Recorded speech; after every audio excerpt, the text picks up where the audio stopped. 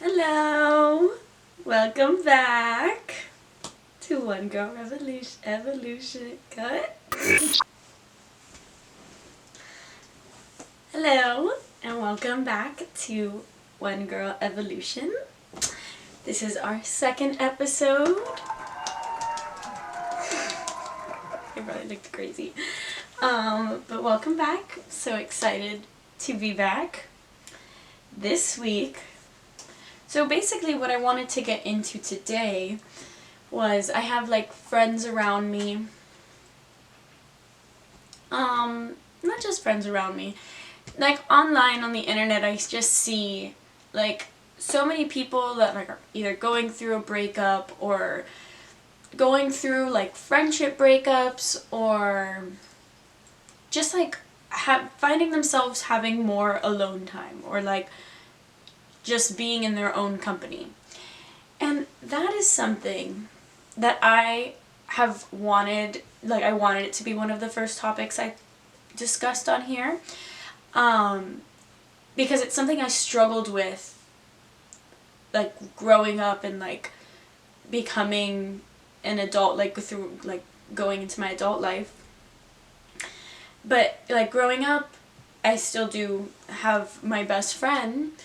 We met when we were like 6, and I was at her house like every Friday. We would hang out every weekend. Like we were attached at the hip. And then I had to leave the school that we were both at, and so we had to like not grow apart, but like I had to learn how to like be my own person without having her. And then in my new school, like I got more friends, and like the dynamic carried over into another friendship that I had for a very long time. And after that friendship ended, it made me realize like I can't not be codependent, because like I don't see, like there's obviously in the extreme there's an issue with codependency, of course, but I think like it's kind of healthy at a point to be codependent when you're in like a partnership or a friendship, because like you should be able to depend on your friends and your partner. Like you should be able to lean on people. That should never be unhealthy or toxic. But it gets unhealthy or toxic when you're not, one, not leaning on anyone else, or two, you don't even know how to lean on yourself. And so my issue was I didn't know how to lean on myself. And through getting like the opportunity, or I don't know how one would describe it, but through the circumstances, the way the events played out, I found myself with a lot more time with me. And at the beginning I really struggled with that. I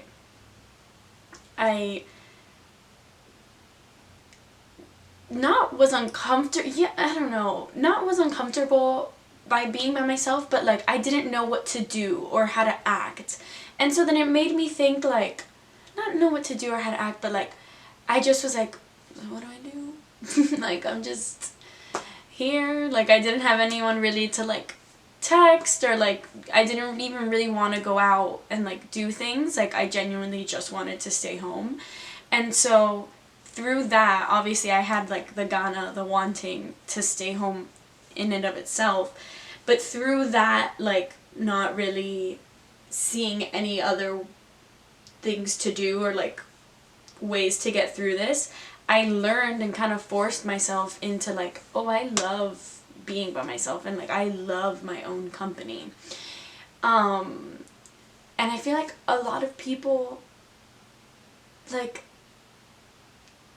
should learn how to appreciate that, and like learn how to appreciate yourself and like ourselves. And when it's just you, like at the end of the day, you are all you have in this life. Like yes, you do have the people that you walk through life with and that are around you, your friends and your family, but like at the end of the day, when you leave alone, and like you wake up alone, and you go to sleep alone. Yes, there might be someone in bed with you or in the house with you, but like I know that it sounds like a sad and like scary like thing that you are on your own, but like when you flip the script and you change the perspective of it, and it's like, well, I'm all I have, so like I should nourish myself, and like I said this in last week's episode, but like fill into my own cup and like put myself first in a sense. But like learning to like truly enjoy your own company and your own time, and like going to get a drink or have dinner by yourself. I necessarily don't like to do that. I can have a drink or have dinner here in the comfort of my home.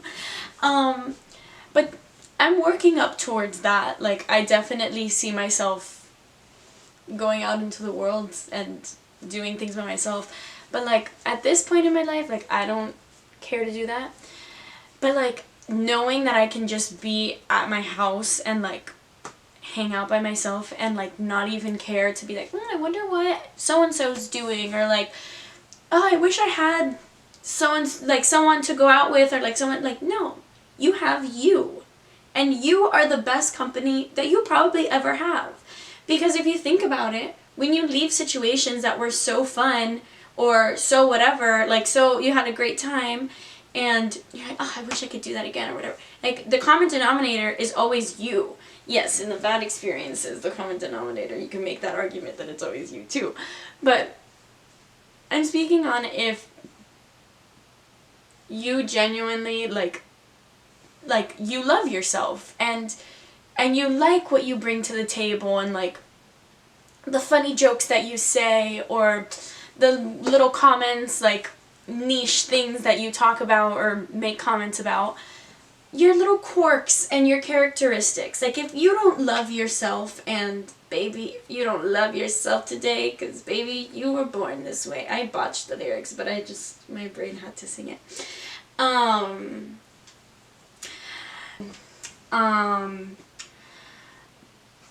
But yeah, being alone, as scary and like as like sad and depressing as it can sound, or maybe in your brain, if you get okay with the idea of liking and at one point loving just hanging out with you, like it's gonna, I think, improve your time with other people.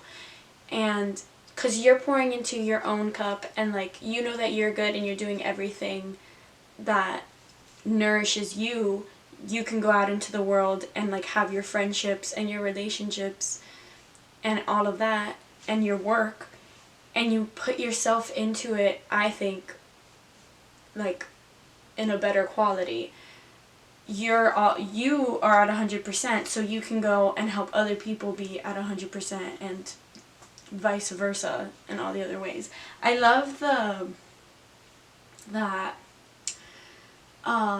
it's not like a saying, but I don't know what it's could be called. Like it's not an analogy, but like an example or whatever.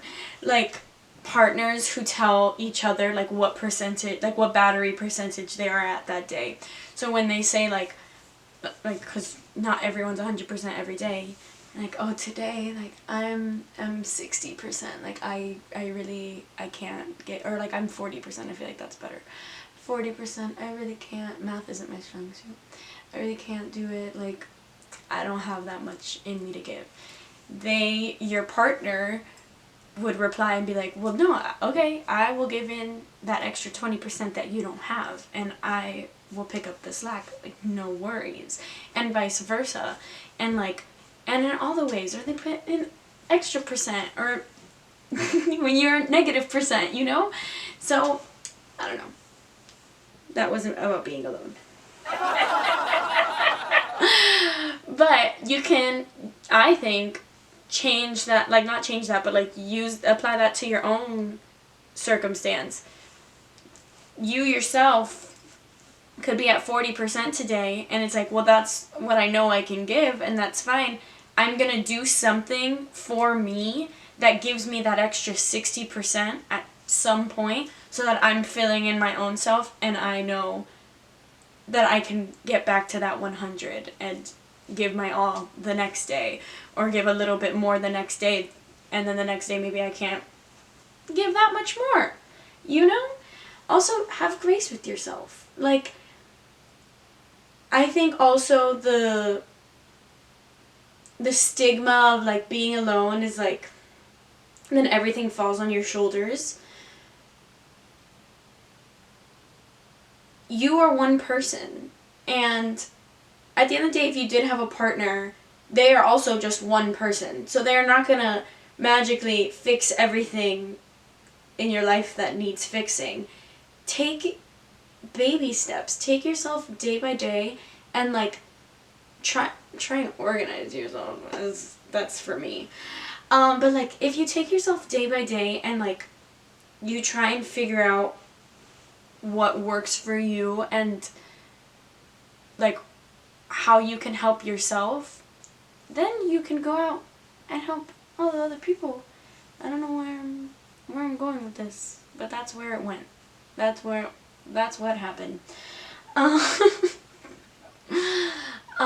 But yeah, being alone, okay, yeah, because it was like this scary thing.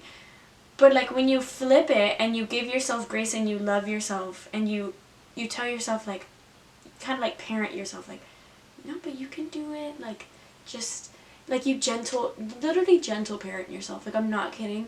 When there's things that I don't want to do, I'm like, okay, like, in 5 minutes we'll get up, like, and we're gonna clean this, and then we'll get to work on that, and then we can take a little break, and like, and you work like that, and then maybe you won't get everything done. That's okay. You only got 24 hours in the day. And if you're me, 12 of those hours, you're sleeping.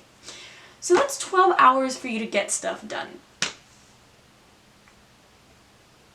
And that doesn't even, I'm not even going to touch on, I don't know what it's like to have children, an actual partner that you're living, like, I'm solely talking about you being alone. Okay, so I don't want to hear, oh, this girl, I don't know about that, so I can't, I'm not talking about it. I don't know, I'm so sorry, but I know one thing is, you need to prioritize yourself at some point, and that way you can help yourself be better for everyone else in your life that needs you or needs your responsibility. You know, all those things. I got nervous, obviously. But yeah, I don't know. I really enjoy my own company, and I wish that other people enjoyed their own company, because like I feel like sometimes people look at me like I have 3 heads when I'm like, no, I'm just hanging out with me and my dog on Saturday, or I'm just like, no, like, I'm not, whatever, and they're like, oh, I don't know, I have a really good time. We have dance parties, we cook or we order in, we watch movies, we play karaoke. There's just like so many activities. We color. My dog can't really partake in any of the activities, but he watches me do them. I think he has a nice time. But yeah, I don't know. I think there's like a whole like stigma around like being single, not just being single, but like just wanting to be by yourself, or like be like prioritizing your own company and like having alone time. Like that shouldn't be an issue. Like, I came into this world alone. I should be able to dictate when I want to be by myself. I don't know, maybe there's no stigma and I've created the stigma in my head. I do that a lot too. I create things in my head. It's fun in here. I wish you guys could visit sometimes. This is as close as you can get to visiting in here. Sorry. I do want to circle back because our next topic is perspective, and we did talk about how changing your perspective could be very beneficial in enjoying your alone time in a more satisfactory way. But changing your perspective, I heard this thing that it was like, and every time I want to say it, I want to be like, life is like a box of chocolates. You pick one, you not know what you're gonna get. I don't know what he says or how he says it, but that's how I say it, and so that's my Tom Hanks impression, obviously. But life is like a menu, and so what you're focused on is what you're gonna get, is what you're gonna order. Okay? So if you have a menu in front of you, and your menu has things like being grateful, complaining about everything that's wrong with life. These are very like ultra different examples, but like, you know what I mean? Like like what you're focused on is what is gonna come out to play in life. And so that's why I say life is like a video game kind of thing. It's like a menu. You are your avatar, and you get to choose what your avatar does, what it wears, who it talks to, like what it says. Like, you get to choose. Like, that's your choice. Just because you have been doing something, like we're going back to last episode. Just because you've been doing something for 25 years, that's as long as I've been alive, for God knows how many years or whatever, but you feel the need to change it, why not? It's about changing your perspective. If you're like, that's so scary, like, I'm not saying to quit your job, because I wouldn't quit mine unless I was secure. I'm not giving out information, advice I wouldn't take myself. That's not what I'm saying. But go and try it out. Go in and dip your toe in the water and see how it makes you feel. See what happens. But when you change your perspective on literally anything, like that burnt toast theory, love burnt toast theory. Like, the burnt toast theory is basically, you're getting ready for work and you burn your toast and now you have to make a new toast. So it's like takes you a little bit more time for you to get out the door. But it's like that could have saved you from an 8-car pileup. Like, you don't know. But the thing is, like, you could never know. It could have saved you from anything, or you don't know. But it's also like a safety blanket, I think, like a comfort. It makes you feel better when things don't go your way, or don't pan out the way you thought they might, or the way you planned them. And it's like, okay, like, well, maybe that was for my best interest. And that is changing your perspective. Instead of going straight to, oh, well, now I'm going to be late for work, or I'm going to sit in traffic, or whatever. Like, whatever the situation calls for, whatever complaint the situation calls for. But if you just change that perspective, where it's like, okay, well, what if that just saved me from something? Or, you know what, now I have more time to listen to the music I want to listen to on my car ride there. Now I have more time to talk to my friend or my spouse on the car ride there. Now I could put, I don't fucking know. But it's about changing your perspective. Like, so for the burnt toast, like that, like, you're just thinking like, okay, well, maybe this got me out of the way of something that could have messed my life completely, you know? And so when you have your menu, everything is available to you. Let's cut off saying when you have your menu, you have everything available to you. So it's just genuinely about what you choose, and you can choose, like, all of it's free. You can choose to, like, live your life from gratitude and, like, knowing that, like, everything works for you in your favor. Like, we can all believe that, and it can be true. Like, I don't know. I love thinking like that. It brings me comfort. It brings me peace when things don't go my way, or like I don't know how things are gonna work out. I just know, like, there's something looking out for me, for all of us, and like everything happens for a reason, and like we're gonna come out of it, whatever the situation is, greater, stronger, better for it. goes without saying, like, when harm has been inflicted on you, then that's, I think, a different story. Like, you're allowed to, of course, like, be upset and grieve and live in that, and like, but you have to go through it and like see like why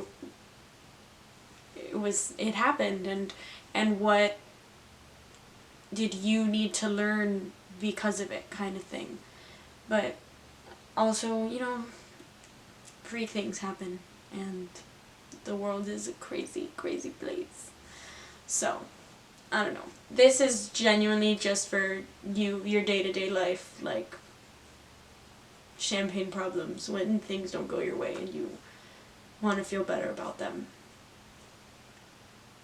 Cha-ching! Okay. Yeah. Where's the remote? I'm trying to find my remote because I just saw this movie and I want to rewatch it. If you couldn't tell, this is TV show of the week, or got the name wrong.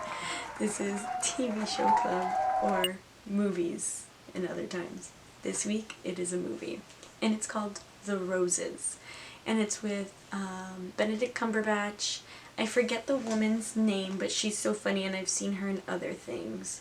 But I'll tell you right now. What do you think Google's for? The Roses. The woman's name is Olivia Colman. I know her from... I don't know where I know her from. But I know her from something. But she's so funny.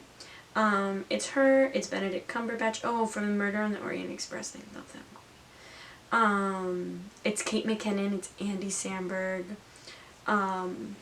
Everyone is so funny in that movie. It's a dark comedy about a married couple, and you see how they met and their life in marriage, and you basically go through all that, and it is hilarious. I definitely recommend, if you're not into dark comedy, this is not for you because it's pretty dark, the jokes that they make, but I found it so funny. So definitely give it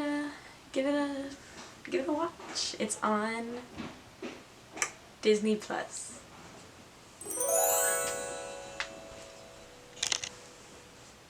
Hello. We're back today with a new segment, and it is called Some of My Favorite Things.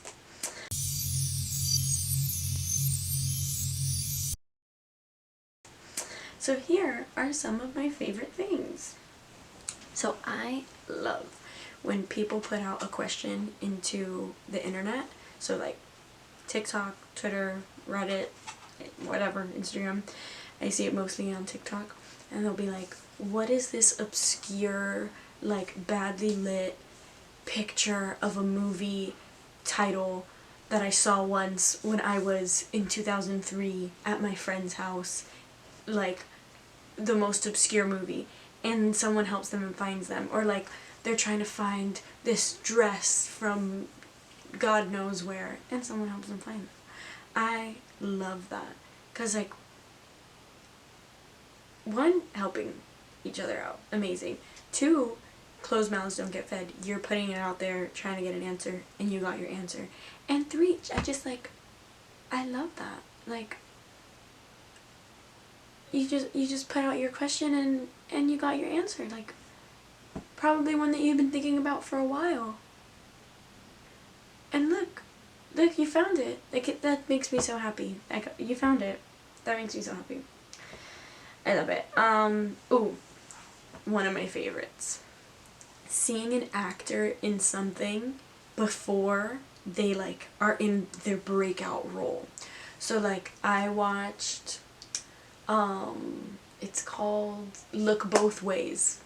It's a Netflix movie with Lily Reinhart. So good.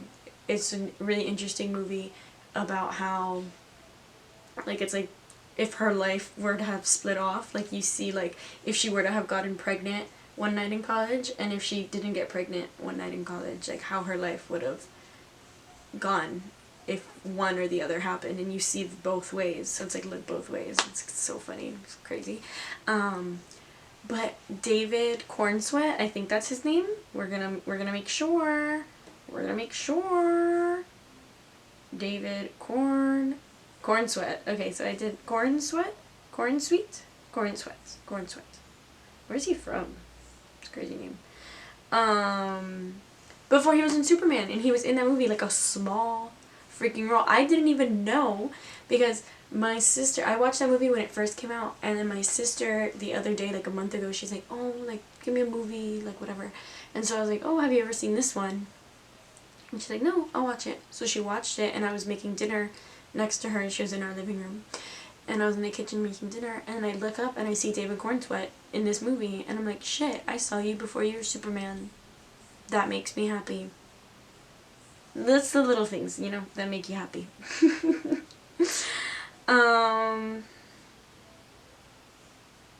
Okay, this is the last one for today. These are probably like my top 3 ones, so I'm giving you a good bout of my favorite things today, okay? But I love when, and this is nepotism.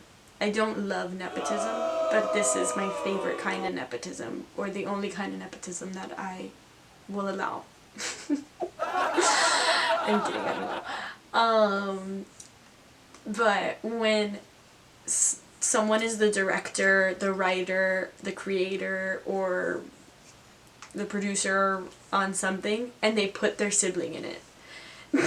Specifically their sibling. The Gunn brothers do this. James Gunn puts his brother in like all of the movies that he directs. So like James Gunn directed Guardians of the Galaxy. Hold on, give me 1 minute, because I wanted to get this right.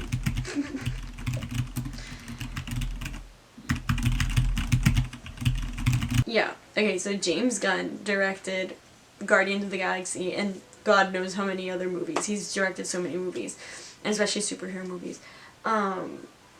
He put his brother Sean Gunn in all of them. He like plays like a small role, but like every time I watch a James Gunn movie, I'm like, I can't wait to see Sean, because I know he's gonna be in it. And it's like a nice little like, look who's here, look who I put into my movie. If you know, that's my brother. Like, I think that's so funny. And I have 2 sisters. If I were a director, maybe one day I will, who knows. But if I were something of the sort, I would put my sisters in it. They're not actresses. I don't think they'd want to be in it. But whatever I do, I'd be like, you want to be in it? You know what I mean? It's your sibling. Love siblings. I love sibling love, too. But yeah, those are my favorite things. I love helpful people on the internet, stars before they're stars, and sibling nepotism. What are your favorite things? So from perspective shift, I do want to talk about grief a little bit. This will probably be a topic that comes out more than just once, because I feel like grief is just, can surround you throughout life. Like, if you've ever lost anyone living, like that's still living or that's passed, like you will always just carry some sort of grief with you. And so I did want to talk about grief today, since we spoke about being alone in perspective. I feel like those 2 things can really help in like channeling and like feeling your grief and like getting through your grief. Cause like, but like I don't even want to say like getting through it, because, or like, yeah, I guess getting through it, like, and like actually dealing with it and like feeling it, because like, one, it's with you, like it's with you every day. It's never gonna, like the most random thing will bring you back to that feeling. But I feel like if you change your perspective, obviously it's never not going to be hard. But it can feel a little lighter if you change your perspective, and like you also know, like, with being alone, like, you already have that kind of like exposure of like, well, I know that I'm not forever and no one else is forever, so like, one, I'm gonna love everyone like it's the last time, but also like, I still have me, and like, as long as, like, because when you go through grief, like, you're going through that by yourself.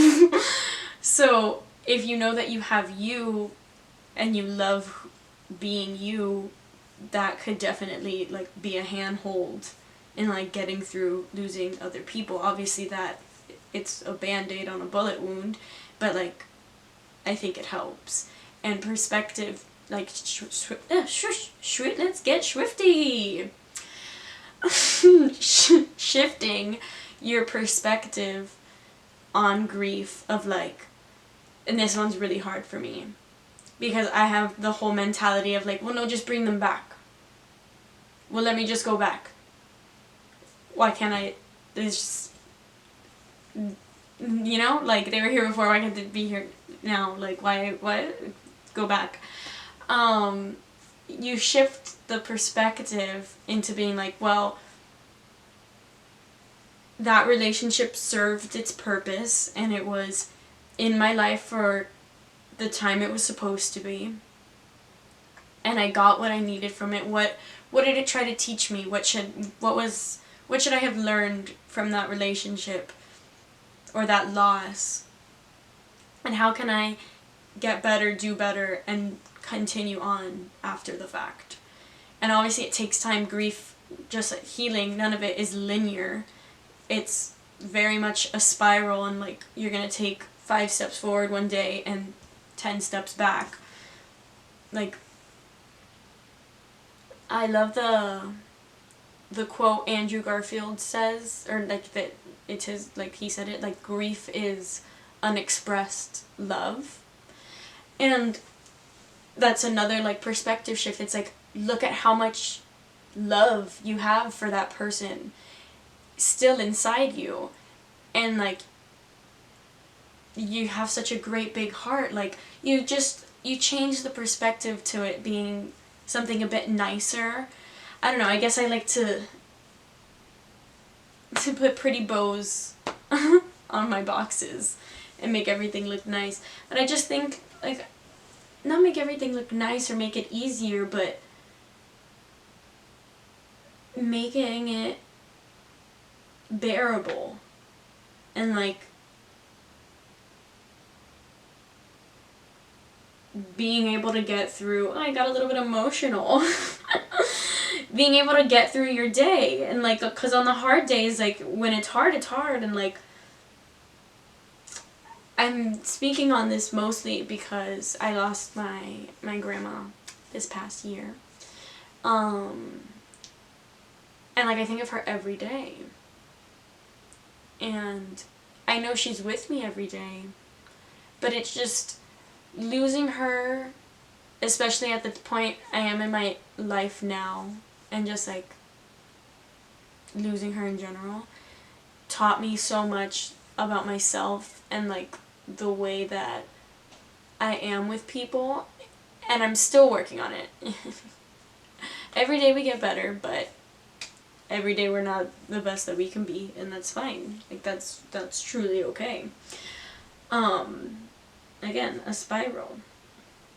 But no, I genuinely like learned things about myself that I'm gonna be able to carry on throughout life and hopefully remember day to day, and like be able to love better and like treat not only myself but the people around me better. But no, loss is so hard. But I like little bows that we can put on the the bullet wounds and make it feel a little bit better, make it feel a little bit lighter. But yeah, grief. Grieve, honestly. Feel all of the emotions, like, that's the only way to get through it. But yeah, if you are grieving, I'm so sorry, and just know that nothing life throws at you is nothing that you can't take. And you've survived 100% of your hardest days, and just use that as proof as that you can survive anything else that comes at you, because you're stronger than you think. And at the end of the day, it's just supposed to make you better and help you learn and grow and evolve, as annoying as it is. I love you so much, and I know that you can get through it.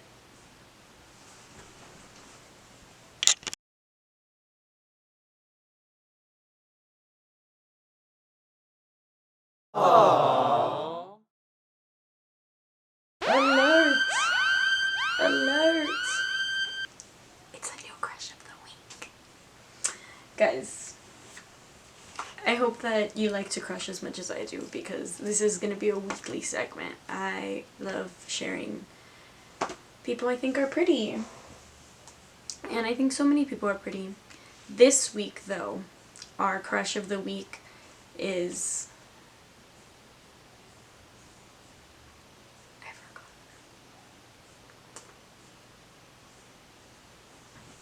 Ooh.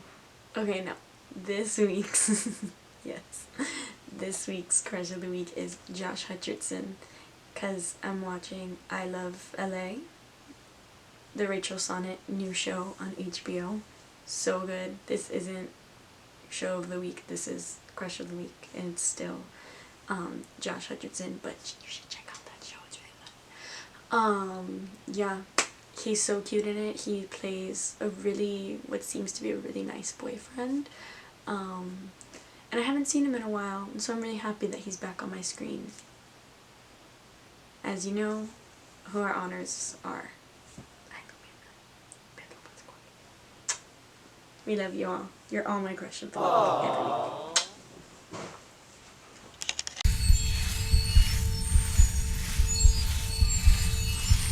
week. To this week's Tarot Corner. Let's see.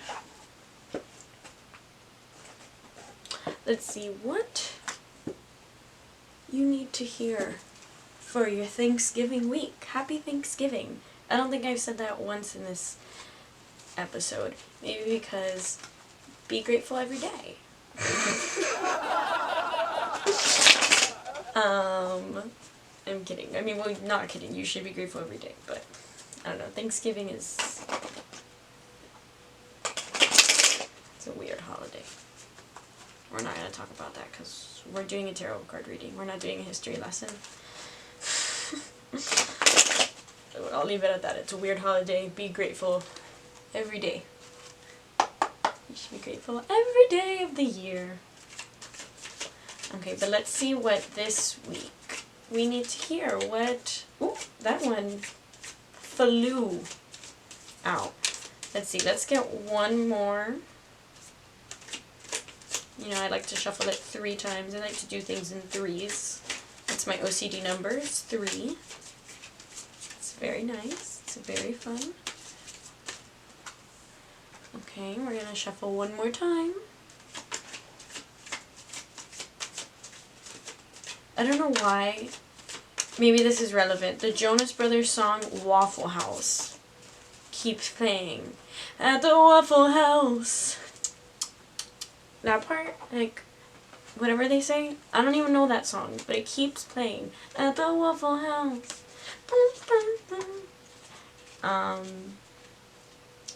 Let's see. So, we got the 7 of Cups. I'm not good with Roman numeral numbers. I'm not good with normal numbers. Come on, come on. Okay, so the Seven of Cups. I was right, it is the 7. The Seven of Cups appears when you are faced with making a decision. Too many options may cause confusion. So you're making a decision, and you have too many options. You may be confused. Let's see this Knight of Pentacles. This Knight, oh, okay, so this is what the other card was. You only got 2 cards today. Okay, and then the one that's at the top. Okay? So the Knight of Pentacles, this knight is committed to his goals. He achieves success through his determination and persistence. Okay? Okay, and then the Moon. The Moon is what was at the top of the deck when we finished shuffling. So the Moon card, the Moon card depicts a moon, and below are 2 howling wolf and dog. This card represents the unknown that is often associated with the nighttime. This unknown may create anxiety and stress within you, but the Moon card urges you to welcome this uncertainty with open arms. The unknown often brings something better than what's currently yours. It is important to trust one's intuition. Honestly, that part kind of went into what we spoke about today. But, okay. So you may have a decision to make and feel like there's too many options, and it's causing you to be a little apprehensive and confused. But I feel like you are this King of Pentacles energy, that you're committed to your goals and you achieve success through your determination and your persistence. So just stay determined and persist, but also like trust in yourself. So like with the Moon being like the unknown and like having to trust in like not knowing what's going to happen, trust in yourself and the answer will be within you. And so all of these options may be clouding you and causing you confusion, but if you stop, breathe, go inward, know that from your past you've succeeded because you're determined and you're persistent and you've gotten through 100% of the hardest days you've been through, then you can trust in the unknowingness of the darkness, not certain what's going to happen, and trust that with your intuition, something could be brought about that's better than what's currently yours. Have faith, trust, and pixie dust. We discussed this last week. But I hope this reading helped. I hope it was relevant, and if it wasn't, again, you don't have to watch these. But if it did resonate, just trust in yourself, and you got this. Stay determined, stay persistent. Don't let anyone cloud your judgment, because you know what's good for you, and you got your back. You have your best interest in your heart. I love you. I hope this week brings you love and light. Mwah.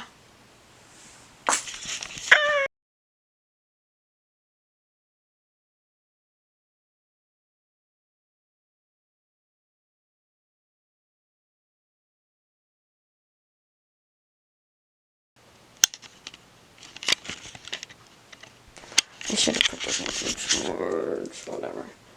It's okay. Life happens. That was so much fun though. Oh, we're still recording on here, aren't we?